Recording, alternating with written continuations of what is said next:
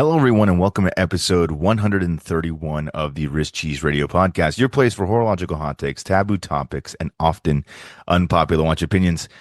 My name is Schmidt, and as always, I'm joined by my good buddy. You guys know him, you love him, Mr. Bro Dinky. Bro, what's up, man? Not a lot. Haven't had an episode in a minute, but we did do a double dipper the previous week. So I knew it was going to be a little bit of a busy week, with the Thanksgiving holidays and stuff coming up. We always do ours the weekend before, so family and stuff can get invited. So I knew I was going to be busy. I was like, let me just get that out of the way. So that's why we didn't have one necessarily last week, but I got that out of the way today. So I'm feeling very relieved. And aside from that, not a whole lot. Just the holiday time is upon us. It's a busy time It and is. I'm burnt out already. So that's good. One more chaos episode at a time, my friend. One more That's chaos right. episode at a time. That's right. How about you? What's going on? I've been good, man. It's been good. Things are slowing down with work finally for the year, which is fantastic. I'm very excited for that. Things have been pretty good on our front at the family with the family. So kiddos are excited for the holidays. I've been working like crazy trying to get everything prepared for them.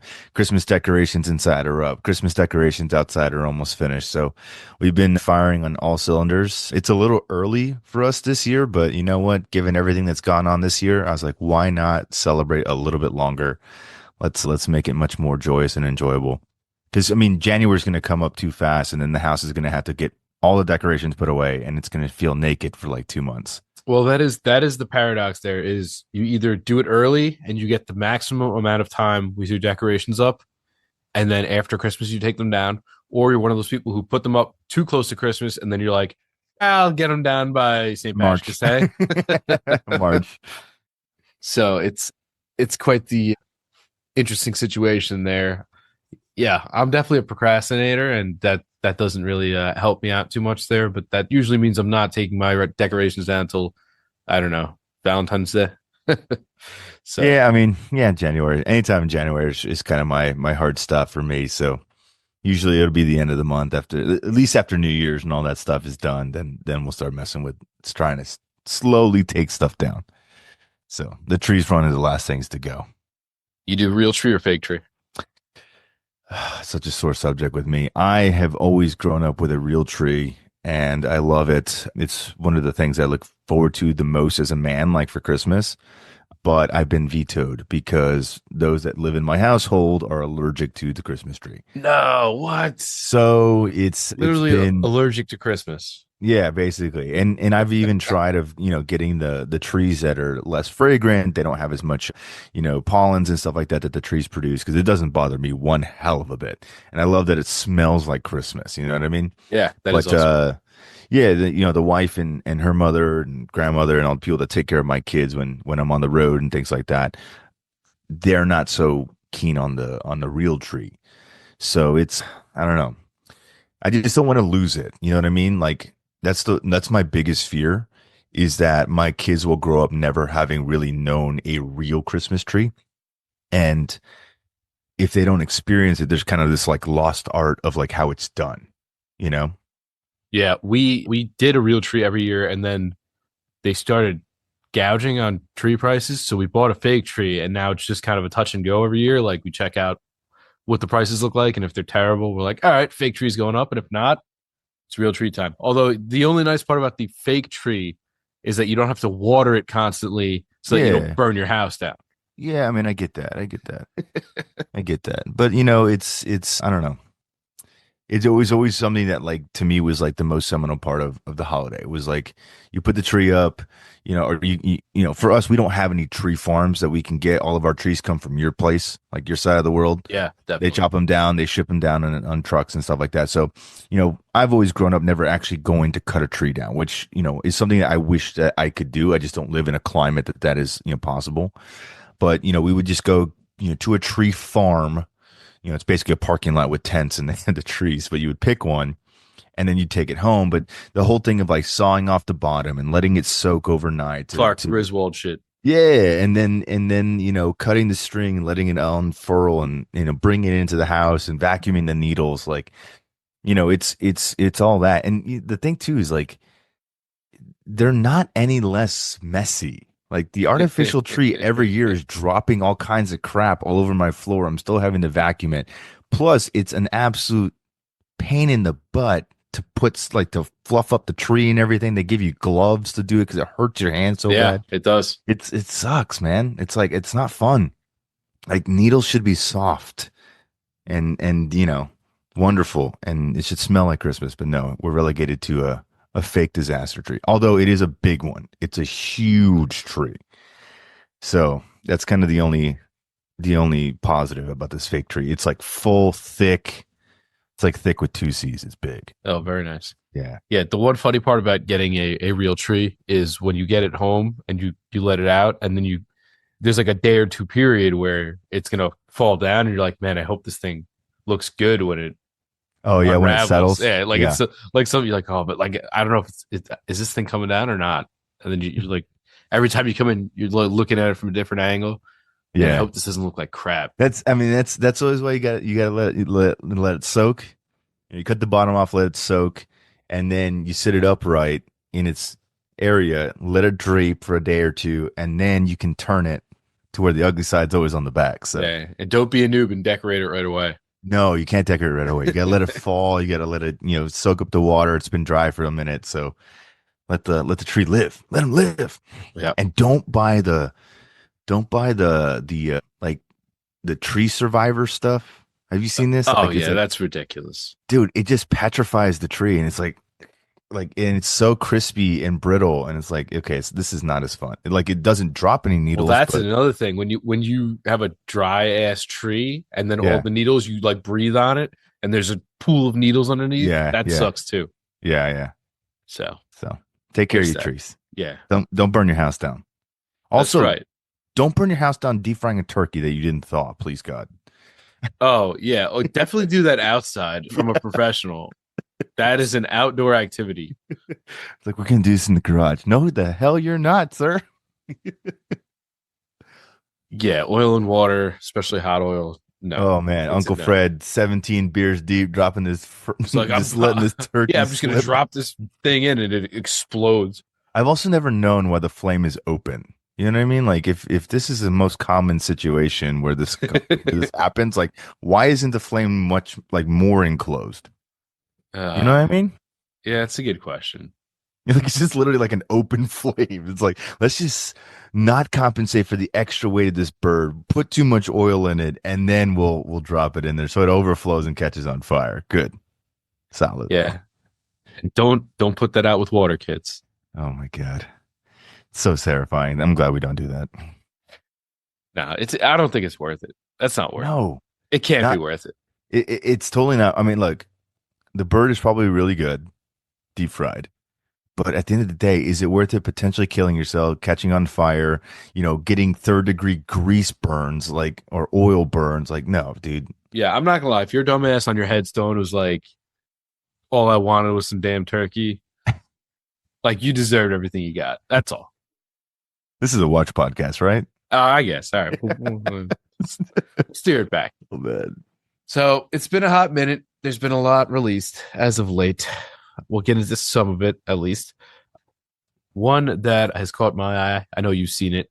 Nomos put out a Yeah. series of Neomatics, the club variety, in case you don't know what that is, Mhm. in 34 millimeters. Now, they are, Perfect size. yes, a champagne color. One is like a rose and like a very nice purple shade.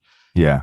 All I could think of is the constant conversation that we have about how the lugs protrude rather far on these. And even if you look at the product photo, it's on a guy's wrist.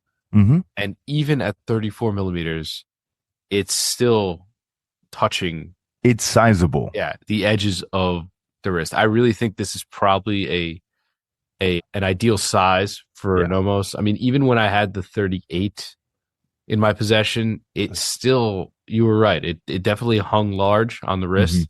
And I have a pretty average wrist. I have a 7-inch wrist. It's not like I got a little baby wrist or anything. But I think a 34 would sit very nice. And you think, oh man, 34, it's kind of small, but like these are all dial. Yeah. It's Like it's 100% dial. this reminds me of how like vintage Omega or some of these vintage pieces from the 60s wore.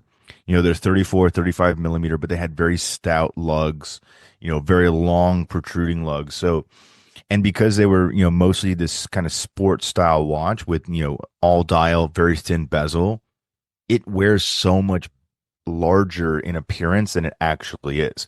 I mean, I wear a lot of vintage pieces, and I have been, more recently, but I wear a lot of vintage stuff when the occasion calls for it, and people are surprised when they're like, "Well, how large is that?"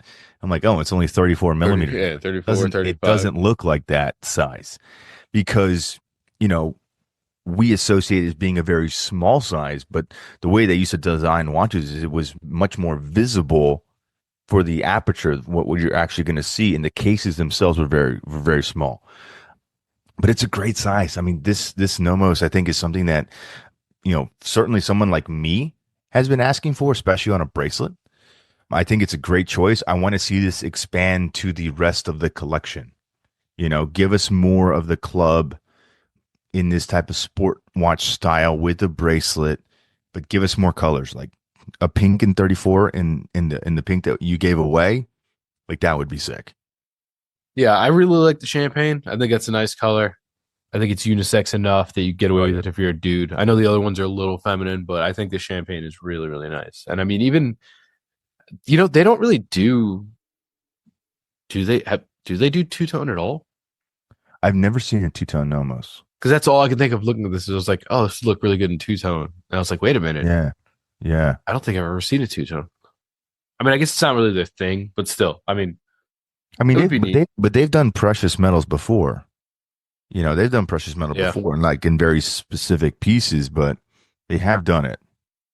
But either way, I'm a big fan of these watches, and I think this is probably going to hit really good for a lot of people's wrist sizes. Maybe people who Yeah. tried on other ones were like, can't really pull it off. I think this is going to be good. Yeah, the Club Sport I think is a great collection, and then offering it in this size because I think the other size was what 39, I think. I think they had even a bigger one than that originally. I think there was a 41 to start, and then there was either, Oh, 40, 42. okay, 42 is the first size. Then they scaled it down to 39, yep, that makes sense. and then what size is this one? This is Then they have a 30. Man, they just keep going smaller. So they had 42, then went down to 39, Yep, then went down to 37, yep. and then went to 34. I All would right, well, say I if guess they you're got you on, covered. yeah, for sure. I would say if you're on the taller side, like you're a taller gentleman, something like that, I would go with the 37 because again, it's going to give you a little bit more appearance. It's going to be a little bit more proportional. But if you're an average height guy and you got a decently sized average wrist, I would go with the 34. Just my opinion. I've always known that Nomos wears weird just because of the long lugs and just because of the cases mentioned. It's going to be better in the smaller size than what you think. Yeah, nice though, really nice. Yeah, absolutely. It's amazing. Okay, one that I think everybody has thought about, but definitely seen coming for a long time now. We are getting pull routers, maybe not right away, but we are seeing the top of the mountain here. They are putting out three different pull routers from the Breitling acquisition of Universal not so long ago. Hmm. This line is supposed to come into existence, or the brand rather, in 2026. But we are seeing now what they can do. They're putting out three pull routers. One is going to be auctioned. Two are going in the archive of Universal, never to be seen again. Oh, that's fun. Yeah, isn't it? So we're getting one in white gold with a blue dial with a really neat chain. Bracelet. Yeah. So apparently this is made by a dude who makes chains. His Oh, name, really? he has like a moniker, something like the last chain maker or something. But this dude, they got like a picture of him just piecing together this like Well, I mean, chainmail yeah, strap. that's the thing. It's so funny that you brought that to my attention because I totally did not know that. But it's makes a lot of sense because you have to remember a lot of these original bracelets were made by jewelers. Like they were made as jewelry pieces, Yeah. right? And so a lot of the guys that specialize in this type of handiwork are long since Yeah. dead. Are long since dead. I mean, just be realistic. You know what I mean? There's very few classically trained jewelers that could replicate something like this which is interesting. Yeah, other than that, they put out a red gold and a stainless steel model. All of them are super thin at 9.95, 35 millimeters in diameter. There's more 35 for you. And yeah, they look really good. I think we're expecting a lot out of them. We'll see how well they deliver. Obviously, there's no price on these because they're all piece unique. And the white gold example will be sold at Phillips in May of 2025. So we'll see what that goes for. I'm sure it's going to be I'm just astronomical. I'm just But gonna call it, man. Like I love the design. I love the fact that it's very vintage. I love everything about the watch's revival. What I'm not gonna love is the price. yeah, I think Because I know it's going to happen. And it was funny. It's like, there was a guy who the industry knows. I'm not going to put his name out there, but if you follow closely enough, you'll know who I'm talking about. But I know him personally, and I was DMing him, and immediately after, one of his articles came out about this particular watch, and I was like, "What's your real off the record type thoughts?" You know what I mean? Like, what's your take on this?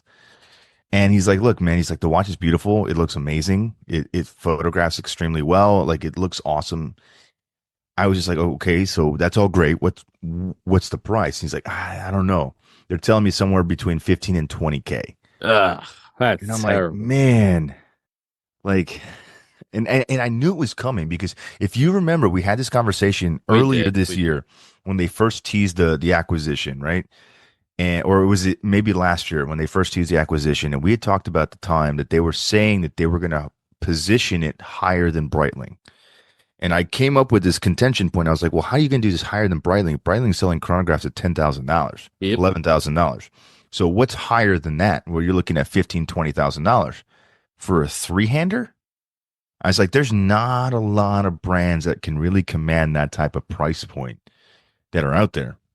He's like, yeah, but it works for the Calatrava. I'm like, yeah, but that's Paddock. Like, Yeah. it's a little bit different of a ball game here. It works for Vacheron. It works for AP, right? Those are brands that can command that type of thing.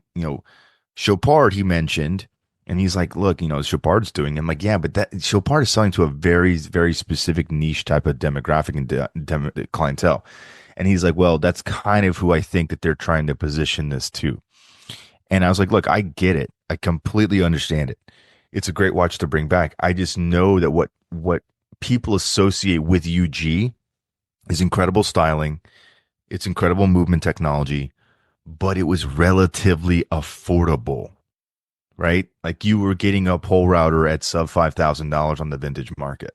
And that was coming with a in-house micro rotor movement Yeah. with incredible tuxedo dials and engine turning and all these amazing things. It made it a very attractive type of watch to get. To take that and scale it into something that's production and then saying, hey, we're going to five times the price, It's a that tough sell. may that's a tough sell, man. Because and the thing is, if this is the three hander, what's the complication pieces going to be? Yeah. These triple compacts and bicompacts things that UG used to make with moon phases and all kinds of crazy stuff. What's that going to cost? And then he was telling me that, it's quite possible that down the road they're basically going to start sharing chrono movements between Breitling Okay. and them, which would make sense business wise. But I'm like, okay, well now it's a shared movement between your own two companies, which I understand. But then what's the justification for buying the UG versus buying the Breitling if it's going to be essentially a Breitling movement? You know what I mean? Like it's one of those things. It's kind of head scratchy for me, at least at this juncture. Now, hopefully, I'm surprised. I mean, hopefully, in a year or 2 years from now, I'll be able to clear the air and we talk more about what we know at that time. But it's gonna be an uphill battle. I think a lot of people are gonna like it in idea. They're gonna like the fact that it's coming back, but they're not gonna like it when they're being asked to spend $15,000 to $20,000 for it. Yeah, geez, If that's in, if that's that's a the price very point. tough sell. Because I mean, I'll be honest with you, bro. At $15,000 $20,000, there's a lot more established brands that have history right now that I could get for that. I mean, look, I'm not saying you can walk off the street and buy one, but I mean that trumps most of the in-demand Rolex catalog. Yeah. I mean, that's my point. You're going to be selling to a very, very, very niche clientele, which maybe that's their whole aim. They're like, you know what? Screw the mass market. We don't care about the mass market. We're going after the very, very niche, very uber wealthy. That's fine, whatever. But it's gonna be a challenge because all of your brand history, you're basically resurrecting. It hasn't been consistent. Everyone that's ever worked for UG is probably dead or retired or in a place where they can't remember, you know, all of these things. And you're basically remanufacturing brand history from nothing. It would be much more, I think, viable if they went like the Nevada Grenchen route. Maybe not quite that low of price, Yeah. but that's easier for people to swallow. Like it would be interesting as a value proposition if they came in at the same price as Breitling, right? Like you had this watch and it was $5,000 to $6,000. Yeah, that's what I originally had envisioned. I knew they weren't going to do it. I knew they're like, well, this is a very important brand and we need to bring it back. Like, okay, great, fantastic. But how do you bring it back and you're saying you're going to be more than Breitling? I'm like, okay, this is going to be fun. This is going to be fun. So here we are. I mean, we're going to see. I mean, again, as you pointed out, we really don't know at this point because everything that we're looking at is basically auction prices, and that's going to be, and maybe that's the litmus test. Maybe that's how they're going to figure out the pricing because if they can see how many people are bidding on this to see kind of what the number comes in at, maybe that's how they adjust their pricing Oh, structure that's for it. interesting. So if nobody bids on it, to be like, all right, let's take it down a little. Maybe. Or if they think it can go super high, then maybe they're like, okay, well, a price point of $15,000 to $20,000 might be justifiable. Because let's say this prototype, this one piece goes for $80,000. Just throwing out a just super generic number. Well, maybe that can justify that kind of price. But if it's going for 30 at auction, well, maybe we should sell it for 8. You know what I mean? Like, Yeah, we shall see. and this would be the ultimate litmus test because it's really going to be a one of one because like you said, the other two are going to be closeted. They're going to be Yep. hidden away in the archive. So there's really, as of right now, only one production UG that has been made in the last what 4 decades, Right. 5 decades. So we'll see.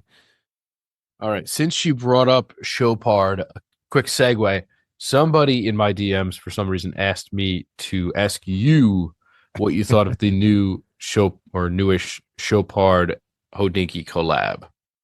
Yeah, it was interesting when you were kind of prefacing me about this on as kind of off the record or off recording of the show, and I was kind of surprised. Nobody's ever asked me that before.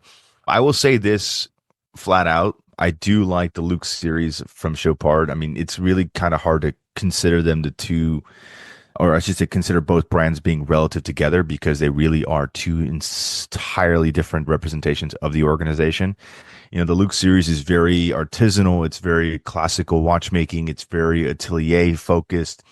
What they do in that house is pretty impressive. It's not the same type of Chopard that we know with like the Millie Miglia or the Happy Diamonds or any of those pieces. Alpine Eagle. It's not the same. Okay, it's very much its own thing. You know, when I look at this watch, it's gorgeous from an artistic standpoint in terms of finishing, but the specific watch overall, all it is a loop that they've already done in a slightly different dial and dial color.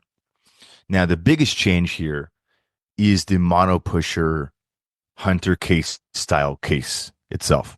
Which is That neat. is cool. Yeah. That is cool.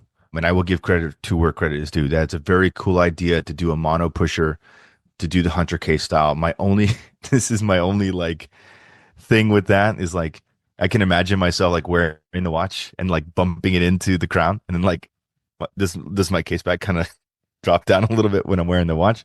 I don't know. It's just something I was thinking about when I saw somebody like pushing the button. I'm like, oh, does it like open sometimes? But obviously it's sealed. Like there's still Yeah, of a course. sapphire crystal there. But it's just like I wonder if that would happen. Like if it would just kind of release itself. But regardless, I mean, the watch is gorgeous. The micro rotor design is a phenomenal technology. The case back finishing is incredible. But, what's so funny is like, I went to the Houdinki website to kind of, researching more about this watch because I saw it when it first came out. It was a very cursory glance. It's been a couple weeks, and I didn't really pay too much attention to it because it's never been my thing. But in trying to research and find this watch before this episode, it's like it took me what 5 minutes to even find it because if you go to the Houdinki shop page today, you're automatically redirected to the Watches of Oh Switzerland my website. gosh. So it's like I don't know, man. It's like these two things are becoming so much more hazy is probably the best term. It's like Incestuous. yeah, where does Houdinki end and Wasp begin? Who knows? But yeah, it's a beautiful watch. I think it's very good. If you have the resources and the funds and the capital to get you something like that, you would certainly not be disappointed. Most people probably won't know it's a Houdinki piece at all because, as far as I could tell, there's no Houdinki really influence in the watch. There's no branding, there's no logos, there's nothing. And quite frankly, the Houdinki thing aside, this is not really pointed at the Luke per se, but just in general, like I am so done with watch blog collabs. Like I just can't do it anymore. It's like it's so like the first few times it was cool, it was inspirational, it was fun, Yeah, it I was hear like that. but now after 4 or 5 years of this, like oh we did this, oh we did this, oh and we forgot too about the tag that Time and Tide did, the Sundowner or whatever they call it. Yep. Cool watch, but I'm just like man, like I if Tag came up with this themselves, it would have been just as cool. Like it's just interesting. I don't know. There's my jaded 2 cents on it, but I'm not long gonna lie. story, The let's give Ben Clymer his own G Shock thing. I was like, all right, this is a little weird. it's ridiculous. But long story short, condensing it, Luke is good. If you like the watch, go buy it. I don't care about the Houdinki collab. Houdinki is dead in my opinion, and I think it's well finished and well made. So there you go. Okay. All right. Onward. Tag is putting out a Monaco that is Yes. inspired by the Vegas Strip, and it is created by titanium with black DLC coating. And shocker, the accent color is hot pink. Oh, I know. So The it's pink, the the pink, the pink Johnny Five is really doing it for me, dude. I'm not yeah, gonna it's lie. this is like his dominatrix girlfriend or something. This is the 39 mil case of the Monaco, in case anybody's Yeah. wondering. But I mean, overall, I think it looks really good. If you're It, looking for a piece that pops, it certainly pops. I mean, it's also $12,000. I mean, but I don't know. Like tax prices are they're getting up there for sure. But I mean, like at least there's justification for it, right? Like you're doing titanium, you're doing skeletonized Yeah, dial, you're doing something that's skeletonized kind of Monaco. like Yeah, market specific. Okay, all right, whatever. I mean, like what would a titanium Speedmaster cost? Probably around yeah, the a lot same of money. price, if not more. That's my 2 cents on it. Now is a Hoyer Monaco of the same caliber as a Moonwatch. I don't know that there's discussion to be had about that, but I think the pink Johnny Five I think is cool. I think it's a good looking watch. If I had $12,000 just like burning a hole in my pocket and I knew nothing to do with it, I would buy this actually. It's a pretty sexy watch and it's the right shade of pink. It's the right amount of black. I think it's very futuristic looking, but very cool still. I think it looks good. This has my seal of approval.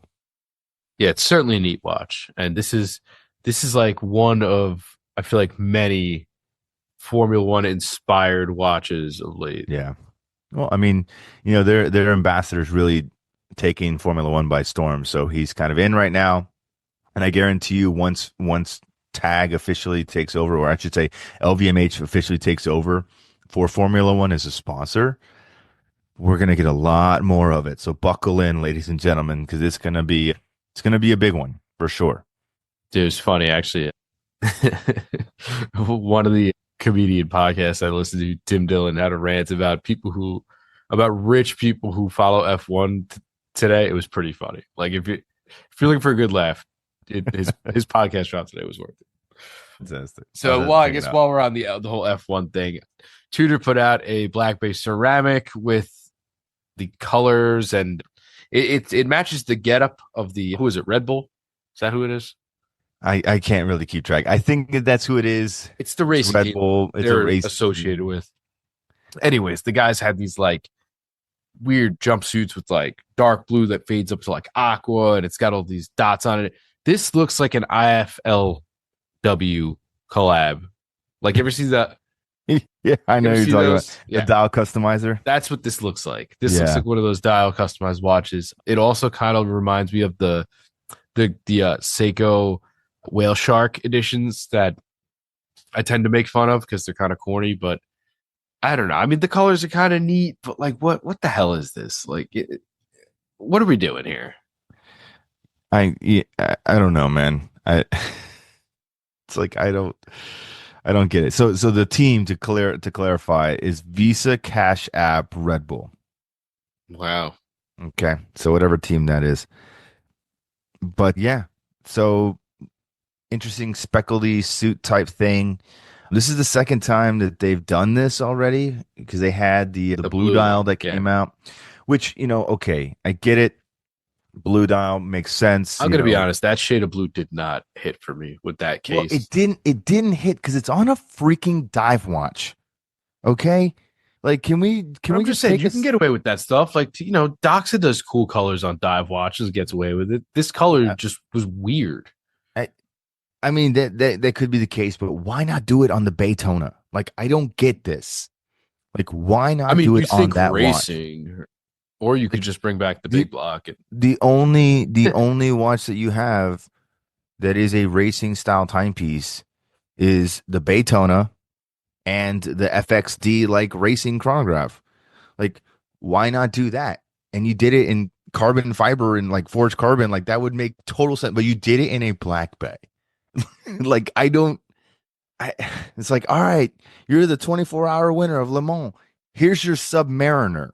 Like what? Feels weird.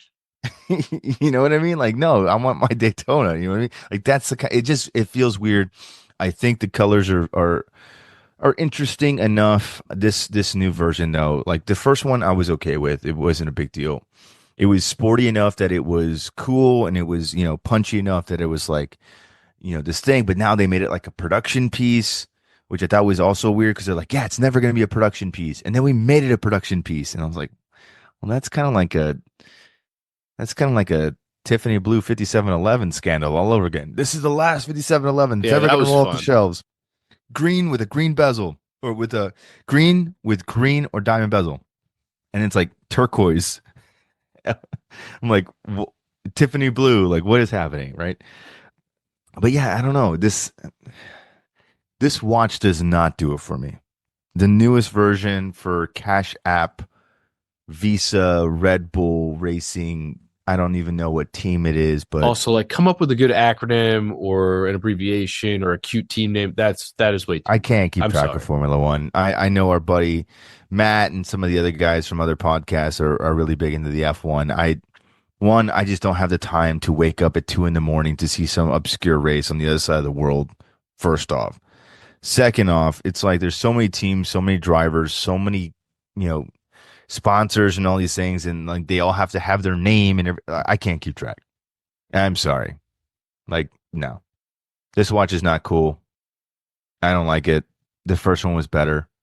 But the other thing too, like I don't know, if this is Tudor like trying to be like old Tudor, like when they first came back in the 2012s and 2013s when they were like doing the North Flag and kind of like the Heritage Chronos and all that, like they were kind of like riffing because they were doing the stuff that like Rolex wasn't doing. Yeah. And then like over the last couple of years, like Rolex has really reined them in line and like, well, no, you're gonna do this, you're gonna do this, you're gonna do this. Like it's gonna be ultra conservative. And now they're like, all right, we're gonna do a tutti frutti black to blue gradient speckled watch. I'm like, are you going through an identity crisis, Tudor? Are you not selling enough black base?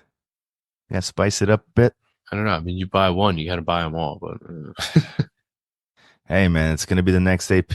Not in terms of desirability, but in terms of being beholden to one singular design. You were doing pretty good when you launched Heritage Chronos and Advisors and North Flags and stuff, but now it's just Black Bay this, Black Bay that, Black Bay this, Black Bay that. At some point, you're just gonna be called Black Bay. all right, on to the next. Daniel Craig was spotted wearing a top secret Seamaster of late. Many people conjecture it is the quote unquote Iron Man Seamaster. And by that, I mean, would you say this is a bronze gold or is this more of a moonshine? No, I'm pretty sure based on the photos, it's got more of a reddish undertone. So it's either Sedna Gold, which I think is unlikely because Omega just launched a Sedna Gold diver on black rubber strap with the black dial, black bezel, like I don't know, 2 or 3 weeks ago, something like that. And this watch came out like secretly, but it's obviously not the same because it's on a mesh bracelet. It's got Right. what looks like a burgundy bezel. My buddy and our friend of the show, Lorenzo, coined the term Iron Man very quickly, and I think it's kind of going because people keep calling it the Iron Man, which Yeah, I I think is keep seeing it, so I'm like, yeah, it, we'll go with it. I think it's a great name. It's a phenomenal name, but Iron Man is certainly a top one in my book for sure. But I think it's bronze gold. I really, really do. It's just got a different coloration. I mean, if you've never seen bronze gold in person comparatively to Sedna is definitely a little bit more pink. This looks more copper in that tone. So I don't know, man. I hope it's bronze gold because that would be sick to do a bronze gold mesh bracelet. I think would be amazing. And the watch looks really good. Like that burgundy bezel, what looks like a black dial. Maybe it's a no date. I can't really tell from the photos. There's not too many good Yeah, renderings it's out hard to there. see. It's really hard to see. Our buddy from Omega Bound Watches, Lorenzo, who we were just talking about, like he did a lot of sleuthing as much as he could, really super, impose some images and blow things up, post about it. So we'll see. No idea if this watch is even coming. This could be a complete teaser and it means nothing. You know what I mean? But given the last two kind of secret launches with the Daniel Craig Diver and the White Speedmaster from last year, I wouldn't be surprised if this is another piece that's just down the pipe. What do you think about it? I mean, I think it should be cool. I'd like to see it once it's ready to go and polished up. But from all the looks, I think it looks pretty neat. Yeah, It I'm with gives you, you man. that speedy vibe from the speedy I can't afford. So, The sudden speedy. well, no, the I forget what the edition was with the burgundy bezel. Oh yeah, yeah, yeah, yeah, yeah. The Apollo 11 Yeah, that one. 50th anniversary or Yep, that's the one. 60th 60th? No, 50th anniversary. Anyway, you've 50th seen it. It's a gold. It's got a burgundy burgundy bezel. bezel Yeah, on it. Yeah, yeah. The Nixon. that's the one. Yeah. So, kind of reminds me of that. In other Seamaster news, we have two new Seamasters that actually formally dropped. They are also on mesh bracelets. They're Hmm. a little bit different. So the one has a brushed aluminum dial, which I like because I have an old Seiko that has a brushed aluminum dial and it looks really good. And it has pretty much the same bezel as like the Necton. Yeah, Yeah, yeah. like that. Necton. What is it? Ablated? Yeah, so it's titanium grade 5 that they laser carve, or in this case, laser ablate. Yeah. So they carve it and then makes the number scale sit high of the rest of the bezel. It's a cool look, man. I mean, I know people are going to say, "Oh, it's a little yacht mastery." I'm like, "Yeah, I get it." And whatever. You make a positive relief bezel, and all of a sudden everything's a yacht master. It's fine. But I mean, the dial's cool, man. The dial on the watch is very cool. Omega's calling this the monochrome, which I think is a little tutory. So Lorenzo has been calling this the Silver Surfer, which I think is a better name. So Interesting. And then they're also giving you a black version with the wavy dial. yep. And now here's an interesting thing that I've seen some people kind of gripe about is they decided to go aluminum bezel here, right? Hmm. Hmm. Now, any particular reason? Because I know people are like, wait a minute, I'm getting an aluminum bezel. I think they said they were taking the AR coating off this guy. Externally, but yes, Okay, I don't know. It's a little thicker, but I also know it's master chronometer, so I don't know. it, People are it's people are griping about a lot of stuff, and they're basically kind of saying that they're paying more for less than I they. and I and I get that. I totally get that. This is my take on it. They didn't take away the other diver. They didn't take away the classic black with black ceramic. So what this is it's a different style. It's essentially a Bond 60th anniversary that was done with blue aluminum dial and blue aluminum bezel and Right. lollipop second hand because it was a tribute to the classic Bond Seamaster from the early 90s films. or I should say the mid to late 90s films, right? So this is basically just like a black version of that. It's a very stealthy watch. It feels very militaristic. I mean, people complain all the time about, Omega doing something a little bit different, even if it's riffing on its own story. But people will still go out and buy an aluminum bezel Submariner at twice retail. So your argument is BS. And we're talking about an old watch, not a new watch. It just may be new to you, right? I mean, when was the last time Rolex made an aluminum bezel sub? Yeah. And you're still going to go spend what, 8 grand on it, 10 grand, which was the retail of it 15 years ago. So I mean, come on, it's funny how people will associate things with one specific brand and completely overlook them for another. And I think that that's kind of dumb. But the idea is, if you don't like it, don't buy this one. There's plenty of other diver 300 meters that you can sink your teeth into. If you're concerned about the cost, then buy the black dial ceramic with black bezel at slightly less price. It's that simple. And we're only talking a couple $100 anyway. I think it's what, 5,900 for the regular version with ceramic, and it's this one's 65 for the mesh bracelet with the aluminum. But the difference is the ceramic is going to be very glossy, very shiny. It's going to have the newer style of waves, which people do like and people don't like. And then you're going to have the classic bond bracelet, which people do like and people don't like. And then this one's kind of more of a matted out texture, matted out finish, more of the vintage style waves. And you may like that one better because it's less shiny. Sometimes we complain that, these new ceramic watches just don't have the same appeal as the vintage ones because they're too shiny. Like, well, then buy this one. I don't know. I can't, you guys are so ridiculous with your complaints. Like, you have to complain about everything. If you don't like it, don't buy it. I like it. I think it's handsome. I have enough watches with ceramic bezels that I would be okay going to an aluminum bezel. And you know what? If I scratch it and it fades, I don't care. They look better with age anyway.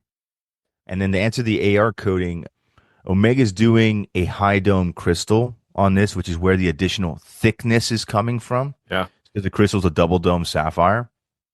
But because they wanted it to feel more vintage, they did a single layer of anti-reflective coating, which is just applied internally on Omegas. That's it. The standard model that you're going to get with a ceramic dial is going to have internal and external AR. So you're not getting any different because a Rolex Submariner today off the production line only has a single layer of AR coating internal. It's the same. It's the same stuff, guys. It's just Omega's doing something different for once.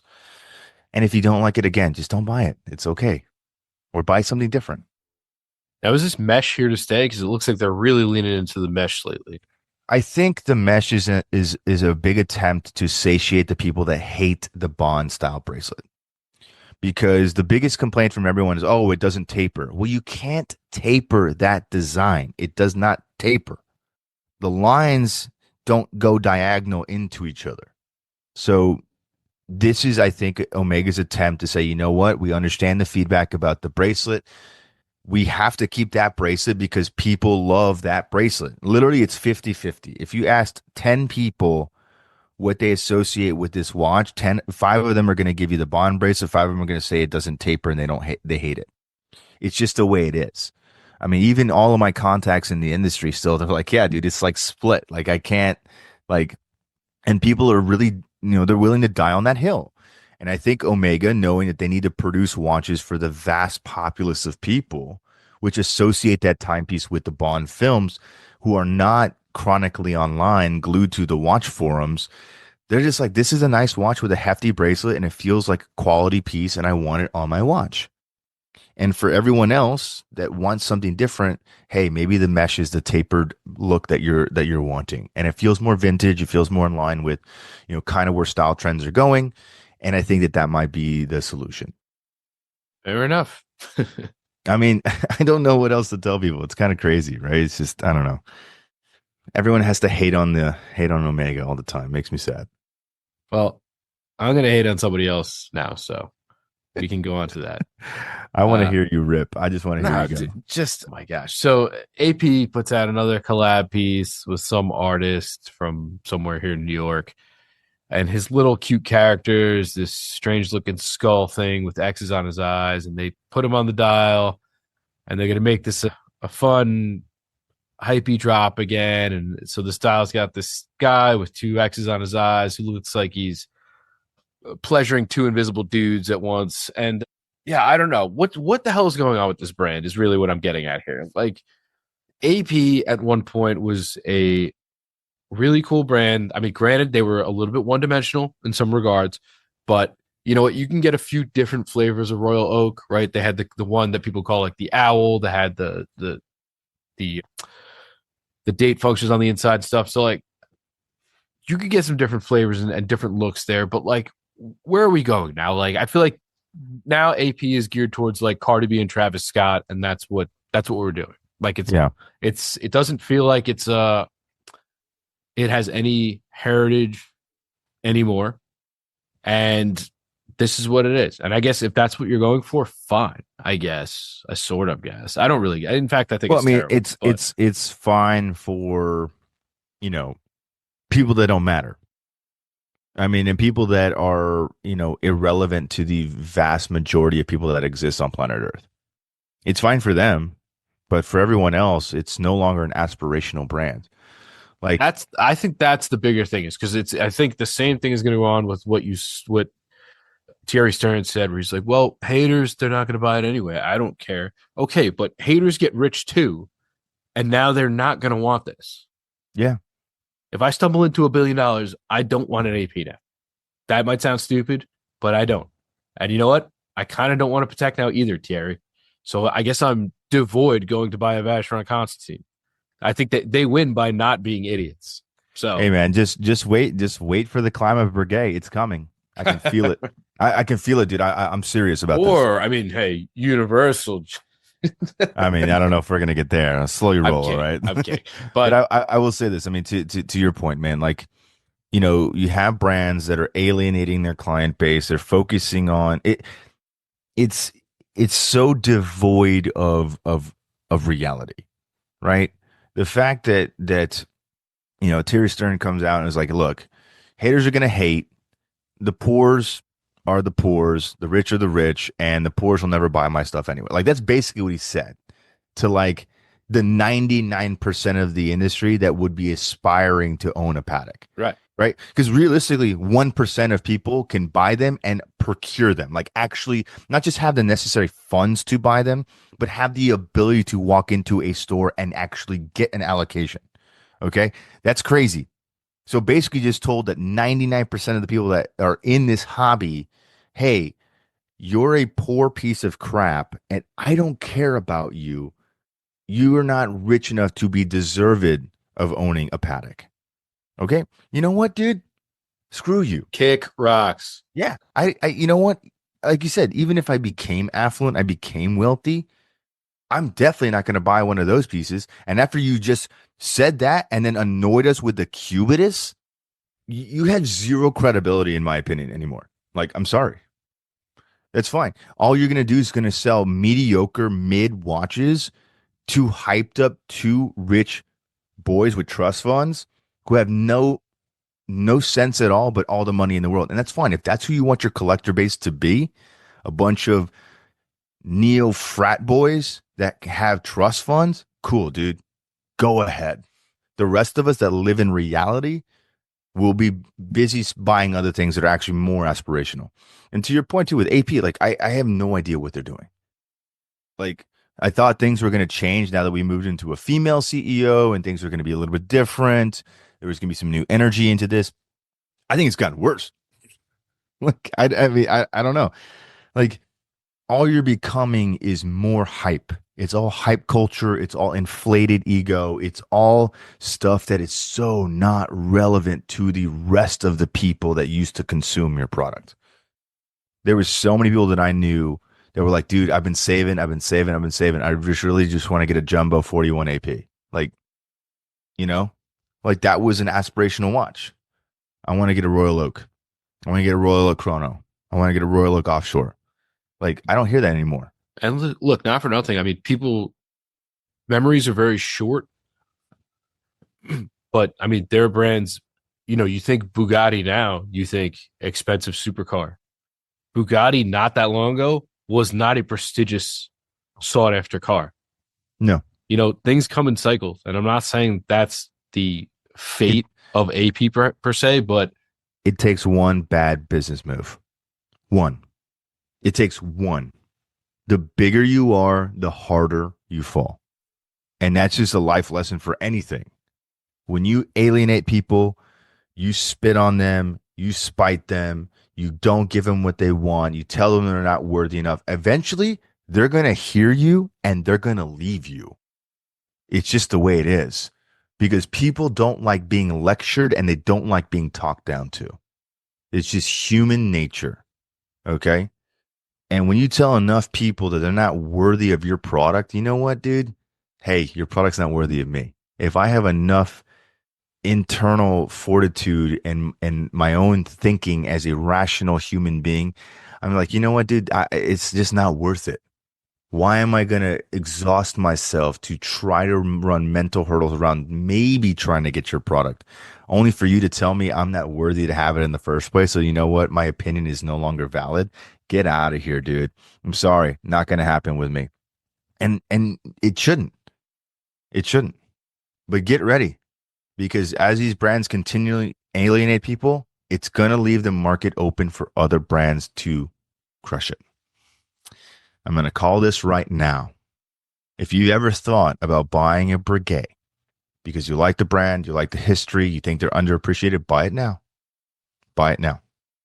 Because in the next 5 to 10 years, the price that you think Breguet is at today will not be the same price it is tomorrow. I guarantee that. It's going to happen because Breguet is going to come back.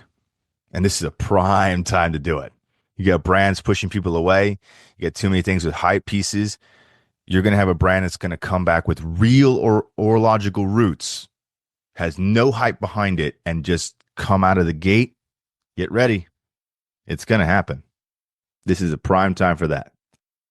but I don't know. I just think it's weird. I mean, especially look, again, they're always I'm not too worried about these, average Joe Schmoes. Like, dude, I have friends who become millionaires in the past year from Bitcoin going to $100,000. Like, Yeah, it happens. Like, like that. Like but that. guess what? If they ask me for a watch recommendation, oh, I was It ain't going which to one be should I AP. buy? Guess what? I'm gonna point them at Vacheron. I will. Yeah. Why not? Fuck it. Like, Why not? well, I mean, do you really want to be No, in the club with Cardi B? no, I don't. absolutely not. Do you want to own something from a guy who was willing to, you know, piss on you and laugh at you 2 days No, ago? No. absolutely not. And the thing is, too, I know that that guy has more money than all of us in the world. Like he's that wealthy. But I look at that guy, I'm like, that's who's talking down to me? This fat, blubbery nerd? Yeah. Okay. It's like don't meet me in real life, bro. People like that talk to people in that way, they get punched out real fast. I know you know what I'm talking about, bro. You grew up in the Northeast. Nah, I mean it is what it People is. Like, got beat and up for a lot less than that. no, for sure, for sure. I've seen some dumb shit go down for plenty of times. Now, I mean, allegedly it was taken and translated from an article. I don't know how far you can drag a translation, No, that's a but cop out. I'm still, sorry. it's That's a cop out. it. But for me more than anything, it signals insecurity and weakness from a what we'll call a Tiffany brand. And what I mean by that is like a brand that cannot be tarnished type of thing, right? Yeah. Except It's purely ego. It's just coming from a place of like, no matter what we do, we're gonna sell everything. Everyone sucks. It doesn't matter if we make a crap or subpar product, because at the end of the day, you guys are gonna gobble it all up. Like that's essentially what he was telling me or telling us. He's like, it doesn't matter what we make. Poor people are gonna not be able to afford it, so their opinion doesn't matter. But rich people are the who we really cater to anyway. So we listen to them. What he should have said is like, look, the brand is going in a different direction. We decided to move on from the 5711. It's a historical piece that'll be part of the Patek archives for many, many years. But we decided to move into a different direction for a new generation of Patek owners. Something along the lines like that would have been okay. I can live with that. But for you to come up with this design that everyone knew was half baked and then spit on everyone's face when they called you on it, instead of responding in kind to be positive and not detrimental to the brand, you're just like, you know what, burn it. Come at me, bro. I guess. I mean, even if you were just like, we're not really concerned with, what goes on outside of our walls, Yeah. like, good. Go with that. It again, like you said, it just lends itself to insecurity. It does. And honestly, it It's signals weakness. So it it makes me does. wonder if there's more going on within, the walls of these Trinity houses that everybody holds in such high regard. Like, I don't know. I mean, it was just such an out of character thing. And It again, was. It dude, was very out of character. to use a translation as a cop out, I'm like, get out of here, dude. Like the one thing I will know about the French having met or the Swiss that have a lot of French influence in their culture is that they have no filters. Like European people typically do not have any filters because they're used to speaking their mind and they don't think the way that Westerners, like people that live in America, think. I mean, my family certainly I didn't. mean, they have zero filters. Like that's just the reality. So what he said, he has said before. I guarantee you that because it came out very naturally. Listen, it's never fun to be the butt of the joke, but also, I mean, you bring it on yourself. What are you doing? I mean, again, you're 100% right. It's just you can't alienate people and you cannot denigrate people and you cannot lecture people like that. You should have had a little bit more intestinal fortitude and backbone to be like, you know what? This is something that we're doing. It's new. It's a new design. It's a new era. It's whatever. We believe in our design team and our products, and we're going to continue to produce incredible timepieces for generations to come. Like that would have been at least respectable. But you're like, hey, we know the design sucks, but poor people can't afford it anyway. But the rich people were going to buy it anyway because we told them to buy it. Like that's literally what you said. Like it's crazy to me. But you know what? I don't know. I'm beating a dead horse. Terry Stern will dig his own grave. Yeah, it's a clown move, but it is what it is. I just feel like there's a lot going on within that part of the industry that I think a lot of us don't even pay attention to because they're just, like you said, outrageously priced and low allocation. So what the heck? And But I mean, and the blogs that were carrying their water for so long are like they're not even good enough to read. So yeah, there's I mean, that like too. there's that too. Like you have people that in editorial teams that work at these blogs who, they can't write about a watch that's that complex without just, rephrasing the press kit. You know what I mean? Like all they're doing is changing the words in the press kit and posting it. And like, come on, takes zero effort to do that. Yeah, I don't know. But when I see stuff like this, I'm just like, what are you doing? How did we Like, get here? th- again, I mean, people always talk about, everybody's always complaining about innovation. This is not innovation, and we're not seeing any of it Every except for code 1159s which people are only buying because to get to Royal Oaks. Yeah. yeah. So And the thing is, it's funny about the whole Paddock story is every single person that I knew in the industry after that happened, and we didn't cover this, but every single person that I've talked to since that happened has like, yeah, dude, I have no desire to ever get a Paddock. Every single person. Now, take that with a grain of salt. This is just my small microcosm of the watch industry of people that I know that are, they represent brands, they sell these brands, they deal in vintage or pre-owned or whatever. But they've been getting less and less requests for those pieces. And most of these people that are retailers are like, yeah, it's like, me personally, no desire to get one now. It was a very stupid thing to do and stupid thing to say. well, Welcome back. Pepperidge Farm remembers, Yeah, Pepper Tribe remembers. Oh, I love that. but that is what it is. That's just I saw this and I was like, this sucks. I hope everybody else thinks so.